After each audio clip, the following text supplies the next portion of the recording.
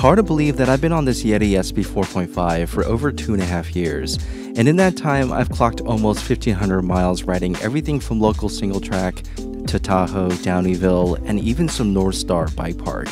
I've ridden plenty of other bikes since then, and I'd be lying if I told you I never think about replacing it. But the truth is, I still love riding this bike even more than ever. And perhaps that's the most surprising thing of all. You see, 2.5 years doesn't sound like a long time, but that's the equivalent to 10 years in the mountain bike YouTube world. So today isn't going to be new bike day, but rather old bike day.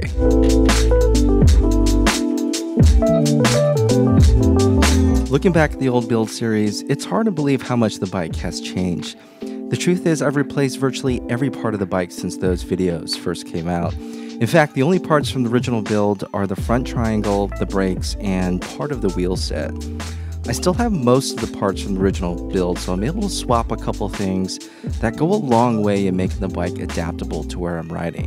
For instance, the biggest change is probably from swapping out the fork from a Fox 34 to a Fox 36. So this adds about 1/3 of a pound, but the difference it made in the front end stiffness and the improved damping is more than worth it in my opinion. And out back, I often swap back and forth between the original shock and this Fox DPX2. Now this shock has the off-the-shelf compression tune, which is a bit stiffer than the stock DPS, but in my opinion, it's a better fit for aggressive riding. And oddly, it's one of those things where the bike feels plusher the harder you push it. On the cockpit side, I recently gone with this 1-up carbon bar with a 35mm clamp. So this bar is designed to flex just a little bit to add some compliance. And I can't say I noticed the difference so far. However, I definitely noticed the added width from going from 760 to 800. I plan on cutting them down to about 780, but at this point, I've gotten kind of used to the stock length and I kind of like it. So you might be wondering how this bike is holding up long term. If you've been following me on Instagram, you know that I discovered a mysterious crack in the rear chainstay.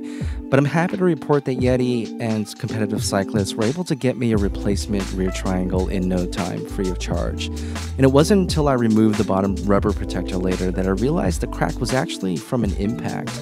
I'm not sure when this actually happened as I don't remember hitting anything, but I'm thankful for Yeti for taking care of me.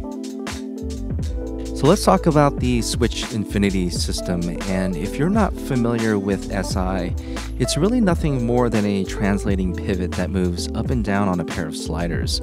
So when it came time to replace the rear triangle, I took the opportunity to replace all of the pivot bearings, and I'm happy to report that the system looked absolutely flawless when I took it apart. Now, keep in mind your mileage may vary depending on the conditions that you ride in and how often you follow Yeti's recommended service procedures. As for the wheels, I'm still running the Noble Carbon TR33s with i9 hubs, and I still think the 27mm internal width is the perfect fit for a short travel 29er such as this.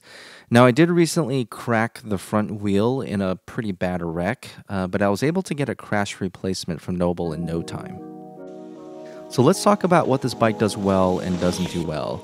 And if I can summarize the 4.5 in 3 words, it would be race trail bike, which is kind of an oxymoron if you think about it.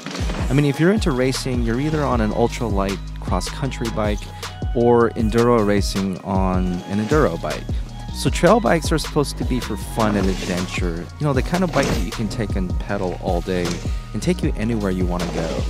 So this definitely applies to the 4.5, but this bike has a unique racy feel that I haven't been able to find anywhere else. The suspension is taut and firm, which means it obviously pedals well, but it's able to open up and take the edge off the big chunk way better than I thought. And it's a shame Yeti discontinued this bike because I do feel it fits nicely in between their SB100 and SB130. I'd say the one thing this bike doesn't do well is handle really big jumps. So if you're the kind of rider who sends 20-foot gaps, this probably isn't the bike for you. The suspension only has 114mm of linear travel, so it relies pretty heavily on that rear shock to provide bottom-out resistance. However, I've been told my riding style matches my personality, which is pretty down-to-earth, and I think this bike is still perfect for where and how I ride today. It goes without saying that I've decided to keep the 4.5 a while longer, which begs the N+1 question, what's next. And if I'm committing to this bike as my everyday trail bike, this definitely opens the door to other possibilities. Whatever I end up getting, I've got a few parts that I definitely want to put on it ready to go.